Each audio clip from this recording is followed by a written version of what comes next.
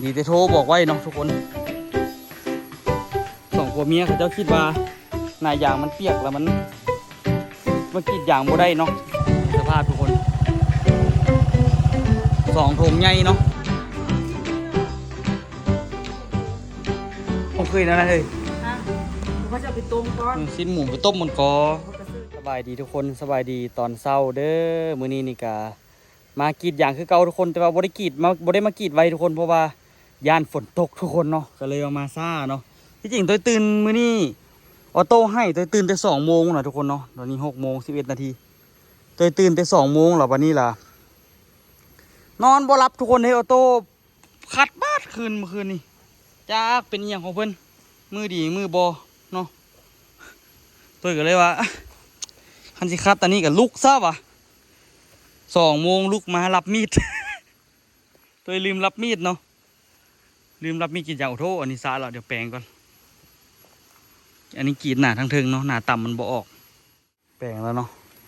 หนาต่ำบ่ออกทุกคนคือหนานี่คือกันหนาต่ำบ่ออกทุกคนเบิ่งเห็นเนาะหนาต่ำบ่ออกแต่ขีดหนาสูงว้ายลืมเอาน้ำออกใครจะกลับมาเนาะลืมความโปะอันนี้ก็ลืมไปจักดิอันนี้บ่ลืมตายแล้วมีอะไรที่ลืมเนี่ยวะ คันลืมนี่คือบ่ได้อย่างเลยทุกคนได้ทิ่มเลยเนาะลืมคือได้ทิ่มเลยบ่เหลือเลยอย่างออกดีทุกคนวันนี้อากาศดีเนาะเบิ่งเขาเจ้ามาตัดหญ้าสะอาดกิ๊บบาดนี่แปลนเลยเนาะแปลนเติร์ดเลยอันนี้นี่กะบรรยากาศตอนเช้านะทุกคนถ่ายให้ทุกคนเบิ่งมุมเก่ามุมเดิมเพราะว่ากรีดต้นสุดท้ายมันอยู่แจ่เทิงนี่เนาะก็เลยว่าไปกรีดทางนี้เดี๋ยวต้นตาลมีนาบ่มากรีดซ้ำอยากเป็นอย่างเดี๋ยวสิโทรหาผมก่อนย่านเขาเจ้าสิคิดว่าหน้ามันเปียกบ่หรือยังไงเดี๋ยวสิโทรหาต้นตาลมันก่อนดีแต่โทรบอกไว้เนาะทุกคนสองผัวเมียเขาเจ้าคิดว่าหน้ายางมันเปียกแล้วมันกรีดยางบ่ได้เนาะจริงๆมัน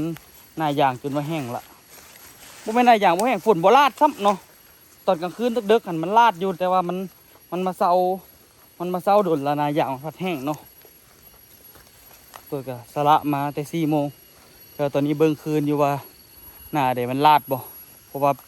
มันก็มีโอกาสเสี่ยงอยู่ทุกคนถามว่ามันแห้งเบิดบ่มันก็บ่แห้งเบิดปานใดโอ้แต่ว่าทางกลางนี่ออกชีวิตดีขึ้นนี่หลีเว้ยเห็นเบิดทุกคนเลยแปลนเติดเบิ่งดูอู้หูยของแท้เด้ออย่างมื้อนี้นี่ออกซ้ำนี่ถือว่าคักสุดแล้วมื้อนี้โอ้เห็นบ่หน้านี่ลาดดีแต่มาเบิ่งโอ้บ่แม่นลาดเนาะมันน่ะนะมันออกหลังละตัวต่อคืนละอันนี้บ่ได้ลาดคักแท้มื้อนี้อย่างมื้อนี้มาตอนกลับละอย่างได้ซ้ำนี่ถือว่าคักสุดแล้วนี่ทุกคน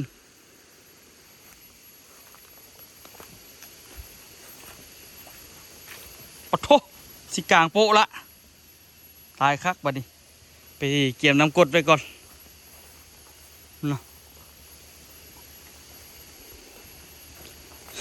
ไปเกี่ยมน้ำกรดไว้หยอดก่อนน่าจะเกี่ยมไปจัก8 กระตุกคนละมือนี้มี2 อันต้นนี้ก็ออกดีคือกันเบื้องต้นออกดีเบื้องผมมันย่อยนะทุกคนคักแท้นะนี่อากาศดีทุกคนเนาะอากาศดีอย่างก็ออกดีย่อยปั๊บเลยต้นตาลมีนาบมาจากเทือไปเสียดายจัง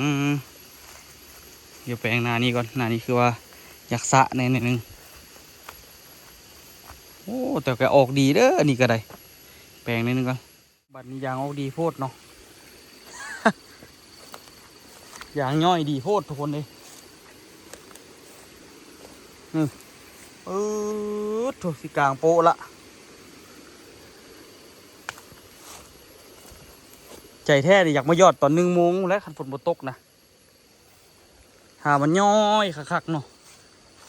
เบิ่งอันนี้เบิ่งต้นนี้ทุกคนต้นนี้นี่ก็ของแท้วะต้นนี้ก็ได้นี่ย่อยไวเนาะย่อยไวย่อยดน ได้ขายแทบตัวหอมนี่สุดเมื่อกี้บริขายจ้อยทุกคน ไปนครพนมแน่แล้วก็ยางมันฝนตกตลอดมันเลยบริกรีดเนาะของแท้ของแท้ลูกผู้ชายพันธุ์ดีฮีโร่เท่านั้นนี่คุณน่ะต้นลูกหักก็ได้เฮ็ดแล้วสีกลางโปะแต่ว่าต้นนี้นี่ออกซ่าแต่ว่าย่อยมืดทุกคนย่อยโดนบ่ถึงกันมืดหรอกแต่ว่าย่อยโดนแห้งแต่ว่ามันก็ได้หลายนะมูได้หลายมันก็ได้หลายก็มูครับเนาะไปซอกสปริงรถก่อนเบิ่งน้ำห้วยไหลมาอากาศดีปานนี้อย่างว่าออกให้มันหู้ไปเนาะ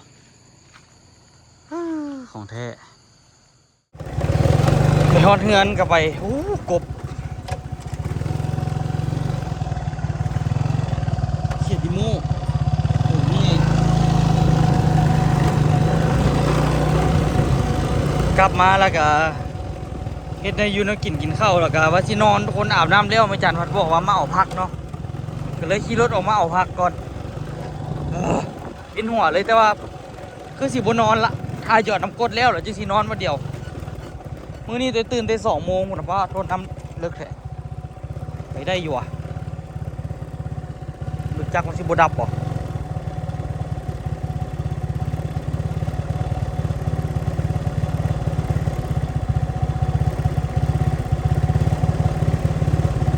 ล้อมก่อนเนาะออกมาคืนทุกคนย่านเสียเงินละล่ะย่านรถจักรดับมาเข้าทางนี้ออก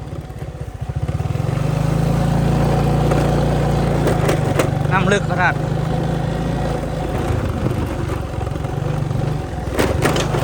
อ้อมกว่าทั้งส่วนอย่างสกุลเอาลึกไหลกับโบไหวเว้ยมาทางนี้ออก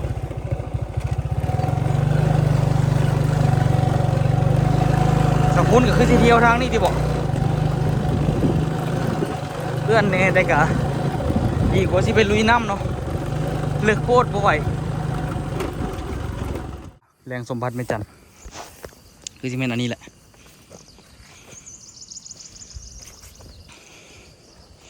โอ้ต้นยางไม่จันต้นมันก็ใหญ่ละผู้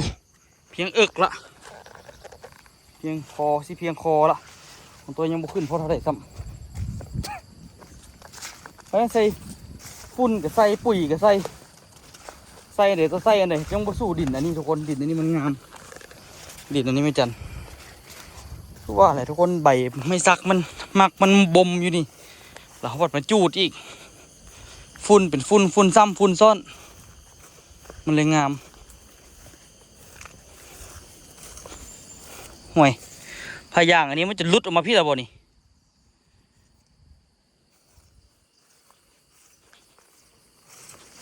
มันบ่เบิดใช่ปะ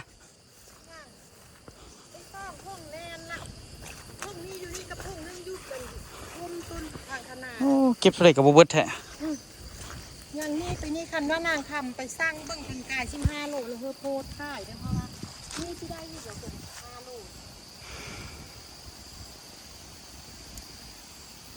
ตัวยูเจนี่ก็ยังเอางามอยู่ได้เนาะอยู่แถวนี้นะขนาดมันห่มมันยังขึ้นงามก็ดีแล้วแหละบ่ได้นอนเมื่อคืนนี่บอกว่าโตเฮ็ดเสร็จแล้วบ่นึงห้องบ่นึงให้เฮ็ดแต่2 โมงพุ่นน่ะลูกกับมาย่องมายังเอาไปเอามาเบิ่งโมงปลาจน4 โมงบ่รับเลยลูกก็ได้ตั้งแต่2 โมงลุก4 โมงไปกรีดยางแล้วก็จนมาฮอดเดี๋ยวนี้แหละเจ็บหัวตึงๆอยู่นี่ยังสิท่าไปยอดน้ำกรดอยู่จักกันมันตอนลูกขีดแล้วลูกโทรหามีนาอยู่มีนาว่าเอ้าบ่หน้าบ่เปียกว่าซั่นโอ้มันบ่เปียกก็แล้วลูกกระโทรบอกเขาเราบุ้งเขาไปกรีดบ่นี่อันนี้นี่ดิมักจางบ่ได้ป่ะตอนนี้ต้องถามมันแตกอีกกันบ่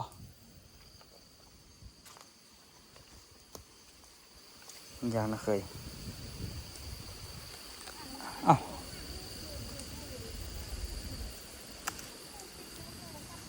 โทุ่งไป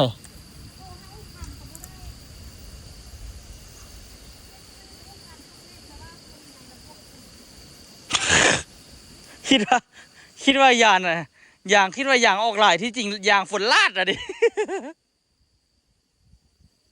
เรือมันย่อยบ่เซาแล้วฝนมันมาคิดว่าน้ำยางซะดอกโอ้คือสิได้หลายแท้วะฝนลาดอันนี้นะทุกคนทิ่มเบิดเลยนี่เอาบ่ได้จักอันข้างหน้าทุกคนวันลายป่าไผ่เต็มภาพทุกคน2 ถุงใหญ่เนาะไปลุยวันธรรมดาเพื่อนมดถุงหนึ่ง เขาไม่ได้มีน้ำนะ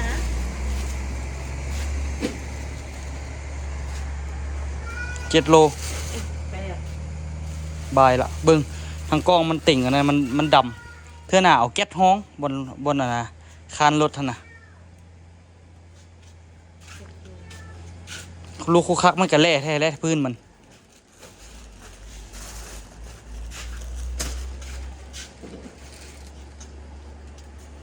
15 โล 88 16ยังเหลืออีกเด้เห็นไม่จัดยังตัดอีกเด้นะ หลายไปแล้วมึงอ่ะ 8 หูคำเอ้ย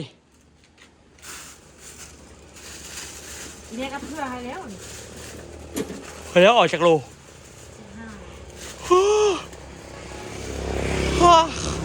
โอ้ยอยากนอนดินี่ก็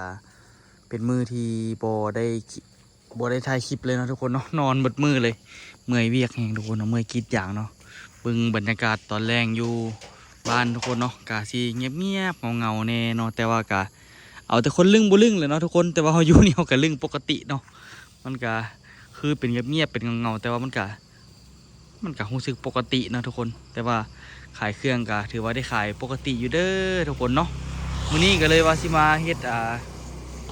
แนวกินตอนแรงเนาะทุกคนเนาะอุคำว่าอยากกินเฟอว่าซั่นเด้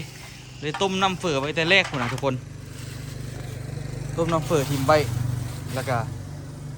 ก็มากกว่าของเราเลย มักอยู่คันลวก เป็นที่ร่วงเลย คันสดข่อยบ่มัก เป็นเรื่อง ใส่ลวกให้ข่อยเด้อต้มน้ำใส่กระดูกกันนะตัวงัวไว้เรียบร้อยนะทุกคนเนาะ ลูกหัวสองลูกแล้วก็มีอันเครื่องในฮะแล้วก็เลยมาต้ม ข่อยเจ็บกระเพาะเดี๋ยวนี้นอนหลายโพด นอนตอดสวยหลายโพดกลางคืนบ่ได้นอนเรานอนกลางตอนตอดสวยหลายนะทุกคนเจ็บกระเพาะเลยเบิ่งห้านเฮาตอนบรรยากาศตอนแรงเนาะดอกไฟก็คือยังบ่ทันหุงเท่าดอกนี้ไม่จันใส่อีกดอกหนึงบอกไฟโซลาร์เซลล์ ใส่กับไส้ คันใส่เจ๋นี่แจ้งจางปางเลยนี่ อีเนี่ยสิกินตัวหัวเตี้ยไอ้สอเอาซิ่งหัวเสื้อว่ะแล้วกลัวหมูเอาหมูสักบุญ ข้อยก็อยากกินหมูคือกันงัวก็ได้ข่อยก็งัวซะเปลี่ยนใจละเพราะว่างัวตัวนี้มันอ่อนอยู่แม่นบ่งัวเฮ็ดลาบมันตัว แม่น เออ เหลือเท่านี้ดิ ได้ในเดียวหนึง เอาไว้ซอยซีนหมูอีกคำพูดจะเอากระปุ้น เอางัวผสมมันสั่นข้อหมูก็ได้ค่อยเบิ่งมื้อนี้มาเฮ็ดเฟอกินเนาะตอนแรงๆก็ถือว่าน่าจะดีอยู่ ได้ยินเสียงกับเกมันออกมา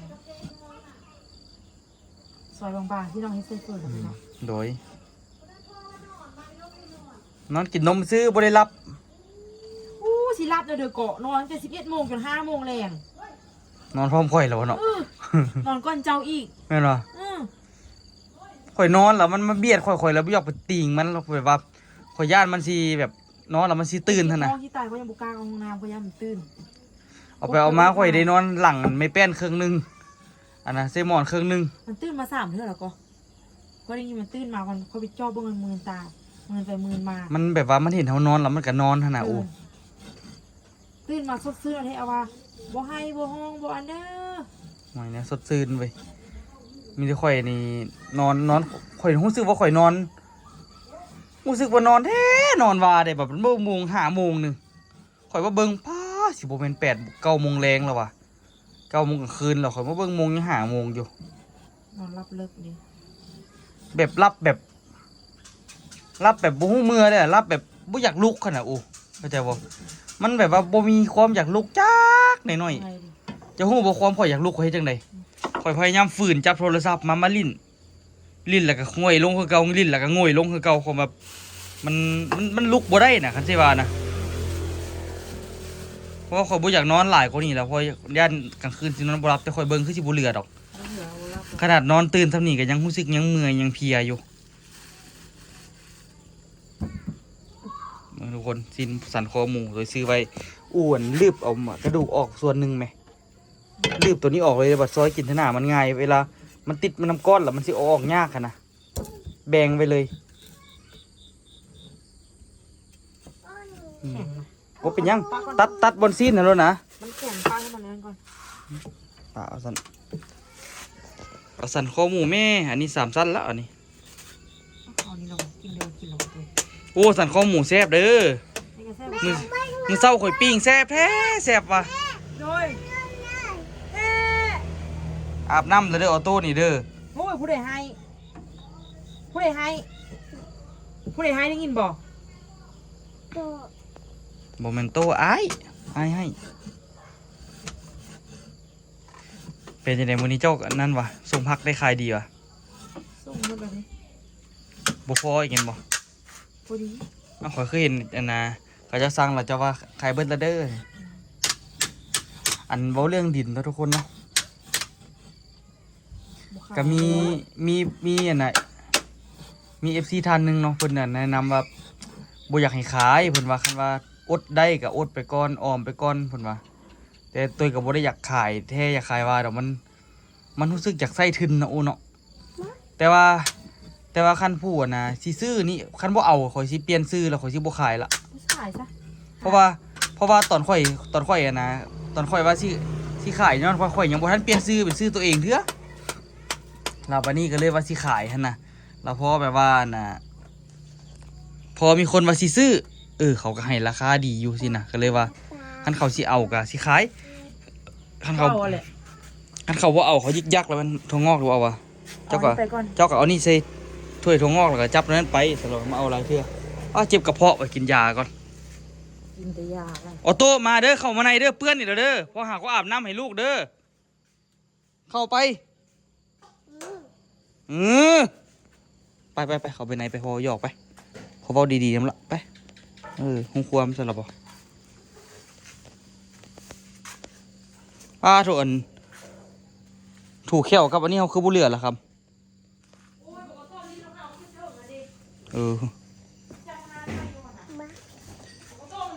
ออโต้กับยำได้สิให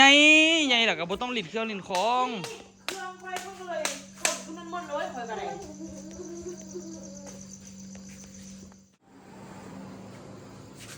เบิ่งน้ำแห้งไปปากไก่ลายจักกับบ่ตื่มน้ำมายานวะ เนี่ยสนิทพอดีแล้วพอดีนัว พอดีก็พอดีซะนะ ตื่นก่อนนี้กับย้านมานั้นอ้าวบ้ากินเยอะไปสิ ใส่ไปทีมอยู่นี่ซะนะเอาถ่ายรูปไปแล้วบ่แม่นหวะ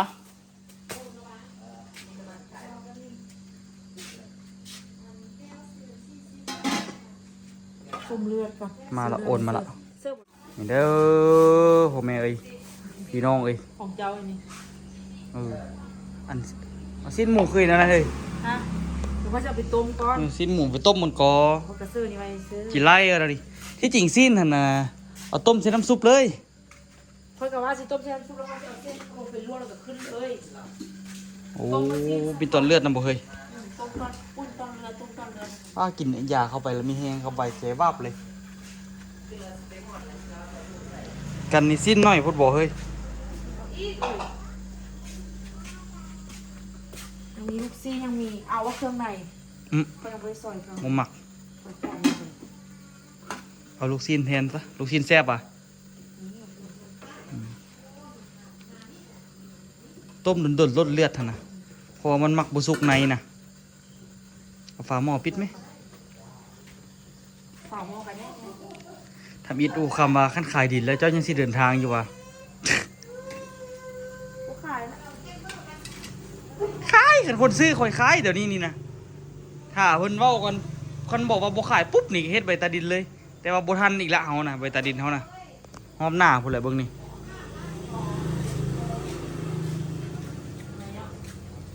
ใจได้อยากมีเลย นคันว่าขายได้นี่โอ้จัดสรรพื้นที่ดูให้เจอ เอาเครื่องเข้า ลักนี่แหละแม่นสิเอาเครื่องเข้าห้านนี่หนึ่งนี่ เอาหันเพิ่มแล้วก็ไปที่น้ำเงี้ยว หนึ่งเอาเครื่องเข้าห้านสอง ก็จะจัดส่งเครื่องสำอางเขาไ ส่วนที่ว่าเอาเครื่องเข้าห้านนี่ข่อยก็คือสิได้ซื้อเครื่องมาไว้ก่อนให้เจ้าเนาะฮะ ก็จะจัดส่งเครื่องสำอาง บ่ ไว้ใช่ปะ เครื่องสำอางโอ้บ่เฮ็ดบ่เครื่องสำอางข่อยว่า โอ้ความหมายเขาอยากมีครีมอาบน้ำก็คือเจ้าเคยใส่อะนะ อืม คนมาเห็นเขาก็เอาอยู่ได้บางคนนะ เอาแล้วเนาะอันนี้ก็ซื้อแต่สบู่กับนกแก้วหั่น บ่มันเฮาบ่ได้เน้นพวกเฮาเน้นพวกอันยาสระหัวอัน อัน ครีมอาบ มึง น้ำ เด้อข่อยสิจัดโซนให้ดีเด้อไปข่อยจะพาไปเบิ่งสมมุติเนาะที่จริงเฮ็ดอยู่คอมข่อยน่ะคักๆก่อเพราะว่า 9,000 เพราะว่ามันเป๊ะๆเลย เป๊ะๆตามขนาดเลย แม่ไข่75เด้อไข่ราคาไข่แต่มี75เด้อ ขึ้นอันไหนก็ขึ้น หัวอาหารขึ้นไข่ก็ขึ้นเอาเดี๋ยวขายเครื่องขายของกันทุกคนเลยคันว่าเฮ็ดนี่สีส่วนอู้นะหยับย่ายใส่สวยเข้าไปอีก เพราะว่าทั้งยางนี่ถามว่ากว้างบอกอะกว้างเติบอยู่เด้นี่ บีบเข้าไปอีก บีบเข้าไป อันนี้ก็บีบเข้ามาโอ้แต่ว่าโซซีบีบเข้าไปได้นี่ขนเครื่องออกเบิดเลยนี่เพราะว่ามันหนักเนาะมันหนักเติบอยู่อูว่าอยากได้อันนี้อีกว่าสันเนี่ยอยากได้อันนี้อีกอันหนึงมันอยากได้กับจักซีไปวางสิหุอีกอันหนึงก็ได้อุคำอันสั้นวางครีมเจ้าหน่ะข่อยหู้ละเซจังได ค่อยขนาดที่เอาสั้นพวกนี้นะค่อยซื้อเป็นเครื่องเขียน กับเครื่องพวกมันนี่มันย่อยเลยนะพวกนี้นะค่อยโซ่ออกมานี้อันพวกเครื่องเขียนพวกอันนี้นะค่อยจะมานี้แล้ว ครีมเจ้าน่ะซื้อตัวหันหลังนี่อีกละใส่ฟากนี่ เขาไม่อยากซื้อทางหลังเขาอยากซื้อทางหน้าให้มันงามนะพวกเครื่องสำอางนี่นะ กันง่ายได้มาข้างหลัง ยังไม่อยากซื้ออยากซื้อทางหน้า บีบอันนี้เข้าไปอีก บีบนี่เข้าไปเฮ็ดให้ทางยางเหลือประมาณจักกันนะที่จริงก็ต้องเหลือประมาณจักเม็ดหนึ่งเลยอันนี้มันเม็ดปลายที่บอกขั้นต่ำกว่านี่เวลาเขาเอาเครื่องมาวางนะเขาสิวางเครื่องยาก นี่นะที่เอาพวกนี้ออกพวกนี้เราเอาไปใส่ทางหลังทางอันเดียวพุ่นพอมันได้ อันนี้ก็บีบเข้าไป ให้มันเวทเสา หรือว่าเอามาเซอร์ละเอาพวกนี้มาทางนี้ละเอาเครื่องสำอางเสื้อมงนี่วะตั้งเสื้อทางหลังดีวะบอเขาว่าที่ซื้อพวกนี้นะมาค่ายน่ะ พวกสบู่ยาซาหัว ปูยาเจ้าหัวที่อาบน้ำ ก็ใส่คำว่าเครื่องสำอางนั่นวะ กล้องน้อยกล้องใหญ่เลยนะ นี่อูอันนี้นี่ก็ยับเข้า แล้วก็เบียร์นี่นะเอาไปเจหลังพี่หรือว่าอยากโซ่อะ หรือว่าจะเป็นตัวแทนจำหน่ายเบียร์ลาวอ่ะ ฮะก็กลับเป็นละแม่บอกก็ไปเฮ็ดบอกหลายเทื่อเราไป เอาบอกเนี่ย มันต้องได้ไปล้มเขาอีกเพิ่มคันอยากได้หั่นน่ะ เพราะว่าคันท่า คันไปท่าเขาไม่เฮ็ดให้เนี่ยมัน เวลา มันบ่เกิดดอก เครื่องได้หลายแล้วเขาแถมเขาซื้อตัวแถมเขาซื้อได้กำไรตัวนั้น เขาสิได้คะแนนเหรอเอาเบียร์ไปว่านั่นมาเขาสิได้กำไรตัวนั้นดี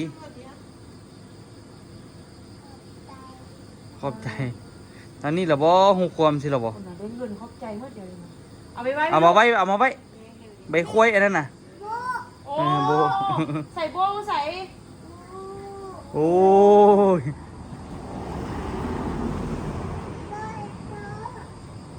ลูกเล่นโบกับโบกินยา โอ้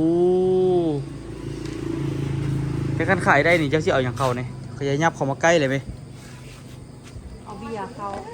ฮะ เอาเบียร์เขาแล้วก็เอา เป็นอย่างต้องเอาเบียร์วะ เอาเบียร์เขาแล้วก็เอาอันเอาเดี๋ยวอีก เบียร์ไม่น้อยเธอตายแท้มีแต่ต้นใหญ่และสิรอดฉันกับโบซิดผ่าตัดเขาขั้นว่าไปนะไปซีดลูกวันอาจจะประมาณ4-5 ล้านได้ หาตัดงานไปสิ แต่ว่ามันกุ้มดุนเลย ต้องโดนกับหัว บออันเขาซีดเพราะเรื่องเขาซีดยานี่เขาก็ต้องให้ตัดก่อนก่อตัดแล้วให้มันขึ้น เขาว่าขนาดคันว่าตัดแล้วไปซีดเลยนี่บตายกับบกุ้มดุน ปะซ้ำนี่นี่แหละเขาว่าขึ้นประมาณจากเดือน1 2 เดือนแล้วไปซีดนี่ครับเขาว่านะ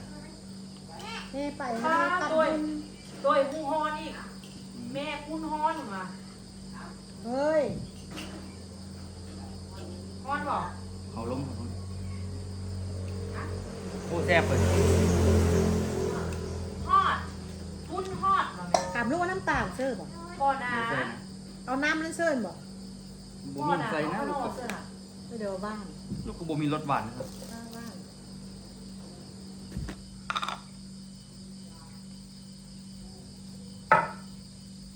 ยุ่งเลยน้ำมันมืดแหงโพด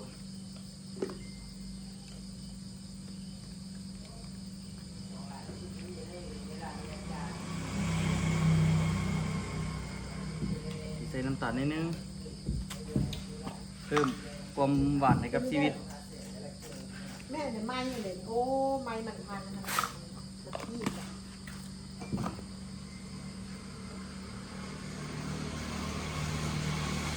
แซ่บมาเลย อันเฟือเขาเจ้าก็ได้เนาะบ่ได้มีอย่างหลายเนาะแค่ใส่กระดูกหลายๆก็แซ่บแล้วเนาะ อืม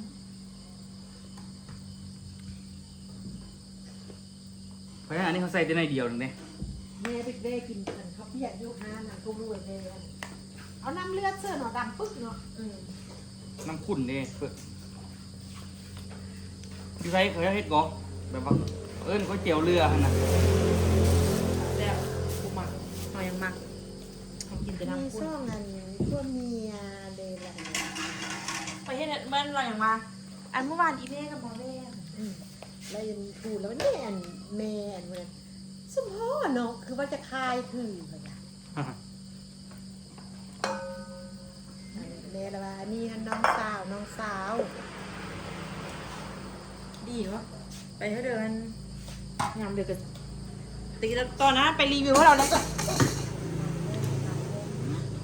คงไม่ได้บอกว่า เขาบอกว่าที่มันรถโตมาจอดที่แม่บ่เป็นมองจอดอันนี้น่ะ เอาโต้หันไปจอดบ่ถึกบอลเลยขับขี่บ่ได้ โตที่บ่ฮู้ความร้ายเนี่ยเดี๋ยวนี้นะเฮ็ดอันเดียวบ่เมียนน่ะ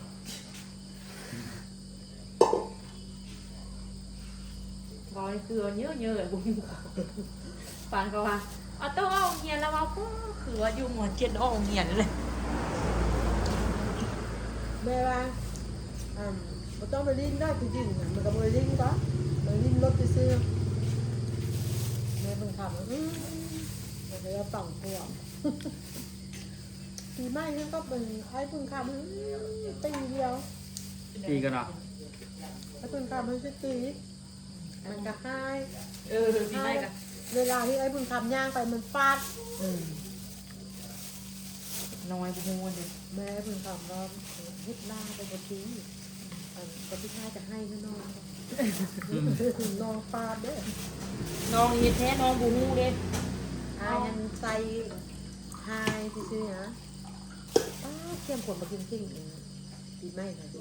แม่น่ะ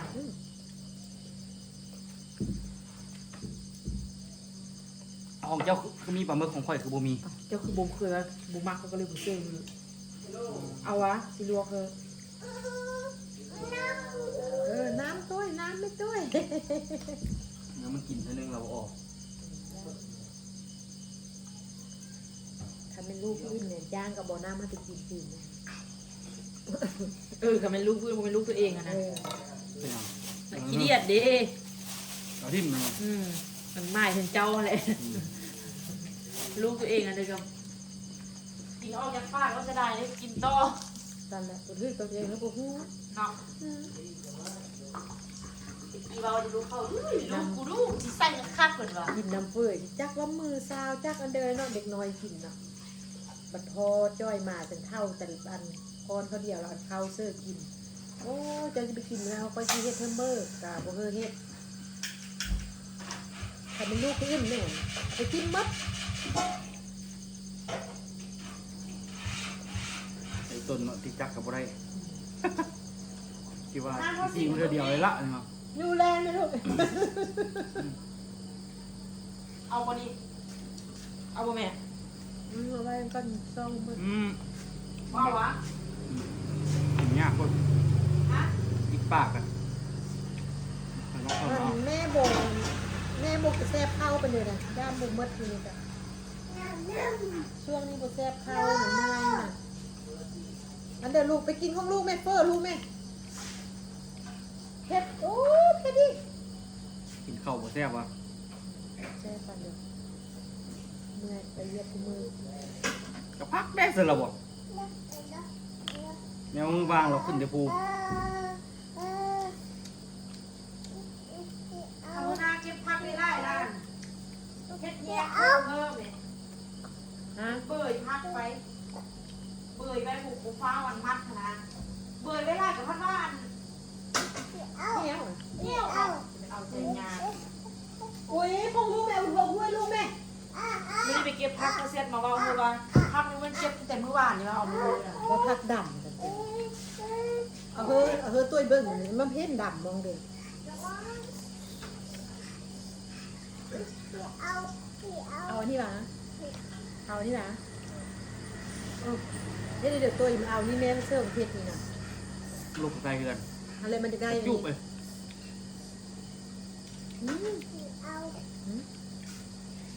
ลูกมันเฮ็ดตกเท่านึงลองแข็งแรงบอลน่ะออกจากส่วนสกูลน่ะตกลงที่ตุ่มมันหลายโคตรไป มันแม่เอามากันอยู่นั่นแล้ว มาแล้วล่นออกอันนึงแต่ก็ล่นลงข้างๆซื้อ แม่เอามาจนว่าอีลาอีเรือเจ็บขึ้นจักกันเด้อตกเด้อ แต่ลูกว่ามันน่าจะดำบอลที่แบบว่าเข้าไปห้องใส่กลางป่าว่ารถน่ะเวลามันถึกมันตกปุ่มแล้วมันเถื่อนะมันที่ดำน้ำตัวนักลูกว่า พอเรามันเอามันก็มันจะดังตอนมันอยู่ในกระเครื่องกลางมันพูดน่ะ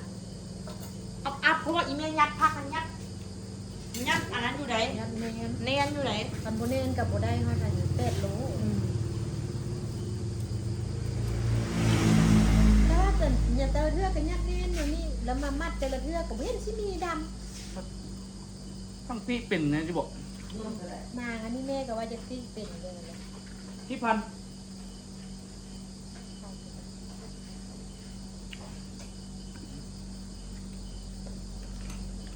มือนั้นมือเศร้าที่ว่าอันมือแรกเธอเรียกอีเมลยัดพักยาวโคตรแบบนี้เลยเนาะ ดึงเงาให้เงาวางกันบ่ โอ้ขวบปัญญาเป็นญาว่านี่พวกส้มคือ จะพักน้องโอต้องสารเฮ็ดบ่นี่ ไปเพื่อพ่อต้อยกินไปเอาเพื่อต้ มี อย บุ ไป ญแล้วตัวย่อยน่ะ เป็นน้ำบ่ได้กินดนได้บ่เนาะ เพื่อต้อยกิน เมื่อกี้เขาไปกินเฟอร์ นี่อ่ะ เขาสังเกตไอ้ดอนไอ้ดำกินเฟอร์เขากินไม่ได้แต่แซ่บไปโรงเรียนนะเขาบุกินต้อนนะเขา เอา ที่ ตัว สุ เอา ด นี่อยู่นี่เอาทุกคนเนาะ ได้ ไว้เจอกันคลิปหน้าเด้อ ได้ ว้าวแซ่บทุกคนแซ่บซอยเนาะ